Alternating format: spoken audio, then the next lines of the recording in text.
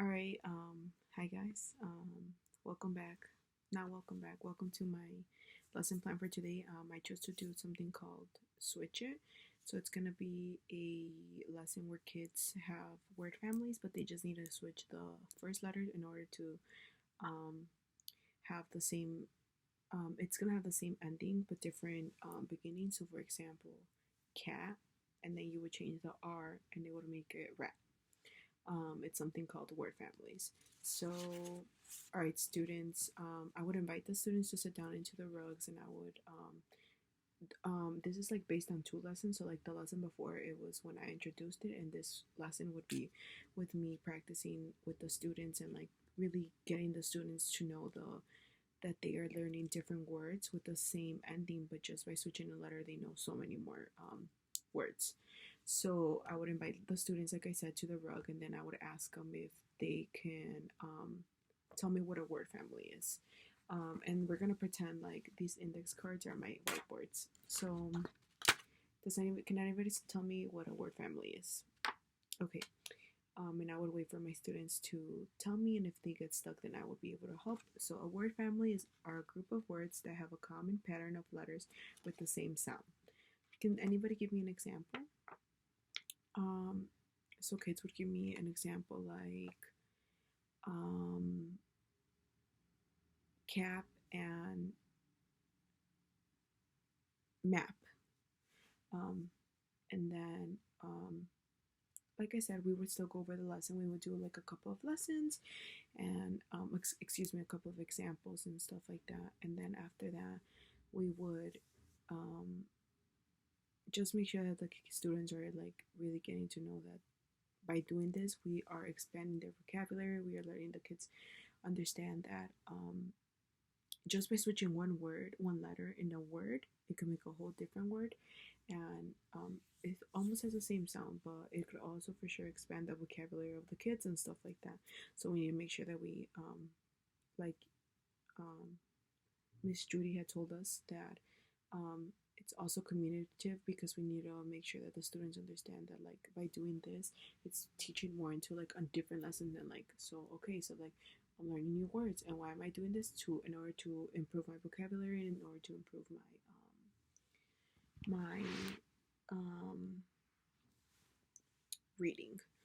So after that, I would ask the students to get into small groups, and I would place them. I would walk around, or and I would place them where they could simply partner up, and then we would have whiteboards. Our whiteboards are gonna be these index cards, and then I would say something like, "All right, guys. For example, the ending sound of an AP, we can add different letters at the beginning of an AP to make new sounds and words such as snap, lap, gap, and map. Can somebody tell me what they all have in common?" So then that's when I would pause and I would ask the students, and like the students would answer me with, they all have the same ending, but they all start with different letters. And then I would explain again that yes, that's correct. That's something called a word family, and we do word families in order to improve our vocabulary and to make sure that we are doing that. So then the teacher will encourage students to use some other words with the same ending of AP. So they would like turn around and talk to their partner and come up with like different words. And the teacher, while doing this, she's not just like sitting there, she's walking around and walking around, making sure that the students are understanding. If a student has an issue, then we would do that. The teacher will then continue the pattern with different ending sounds and new beginnings. So, for example, now it would be hat and bat, and um, rat and cat. Different, different beginning, but same ending. How will I check this for understanding? And of course, this is like a condensed 10-minute class, 10-minute lesson, but I would obviously be more broad and more, I would explain more. Um, and it's kind of hard with no audience, and this is like weird, but um, yeah, so we would do that, and then we would check for understanding. My simple way that I always like to check for understanding would be thumbs up, middle, or down. Thumbs up means I got this, I'm an expert. Middle means I understand it, but I'm still iffy. And then thumbs down would be I'm totally lost, like help me. So those are like the ways that I would like make sure my students are understanding and stuff like that. Guided practice, it would be for I have two worksheets. I only have one with me, but the third one is attached into my lesson plans. If you guys want to see it, I wrote everything down there, and like my lesson plan has way more detail. But I would give the students this sheet, and it's called Switch It. I got it from online, and then the homework I actually did it myself. I typed it myself. I did my own words. I did my own pictures and everything. So I did that one on my own. But this one I did get it on the internet. So during this time, I would ask the students to partner up, and when I would ask them to partner up, I would tell them to complete this, and it's just a worksheet.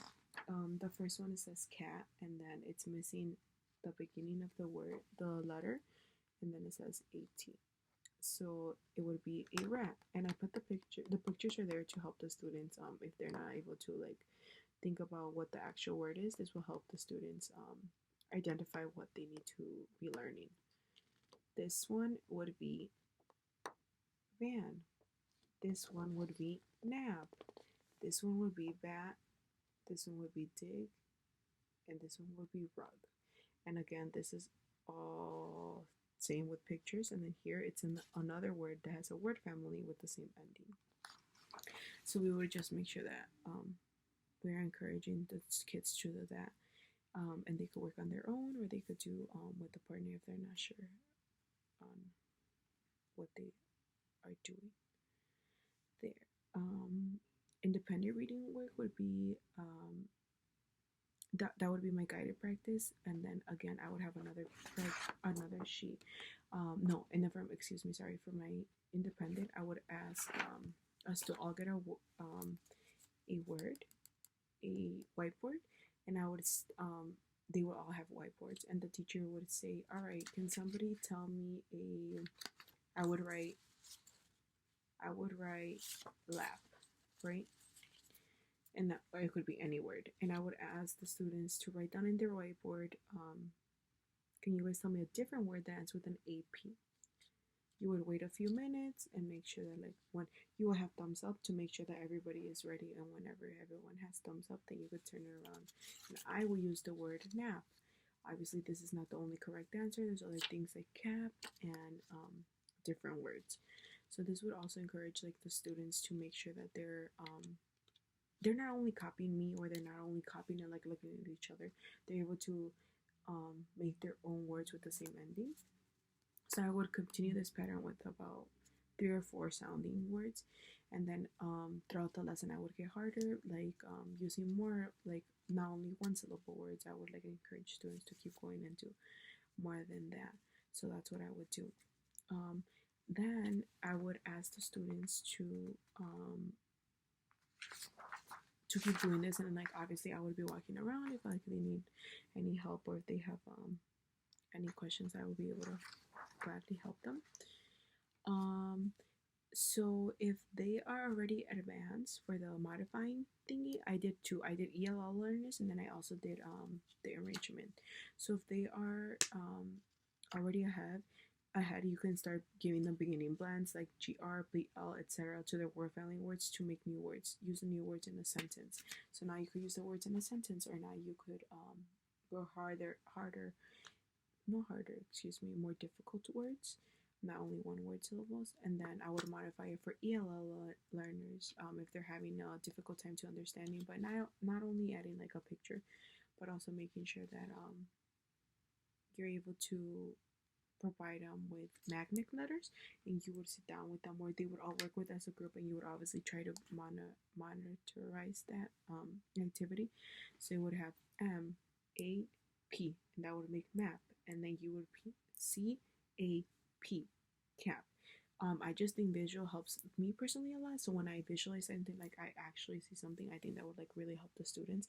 And of course, like not everything works with like one kid. All the kids are different, so then that would be another different situation. If they do not understand that, then like I could modify even more, and like sit with the child one-on-one and make sure that they're really understanding the switch it lesson, which what I like to call. So an exit slip I thought about would be just to grab those students, to give a student an index card, and the student would just write, um, I would just ask them to write 2 words. Um, okay, let's say I chose bug. Can you tell me a word that ends with UG, but you just have to switch the B? You would just have to switch it. And then I would check it at the end, and then like they would be able to like that would be like the exit slip of the lesson. Sorry, also I forgot to mention that like obviously we would go together with this like as a class. So like once everybody's done that, we would like all I would obviously ask the students to do it on their own first, but then like making sure that all the students are understanding and like we're on the same page here. Um and yeah, for my assessment, like I said, I don't have it physically, but I did made it a copy of it online. If you guys want to, you guys could look at my lesson. And yes, so the worksheet is pretty easy too. It's the same thing, but it gives you a picture, and the students just have to write like what it is. My resources were education.com and Google, and Word and all of those things. Um, so yeah, I think this is a good lesson. I obviously condensed it in like 2 10 minutes, but obviously it's not gonna take us 10 minutes. It's gonna take us like 40 to an hour, maybe, hopefully. And just making sure that the students are really actually like getting everything and understanding everything. So yeah, bye guys.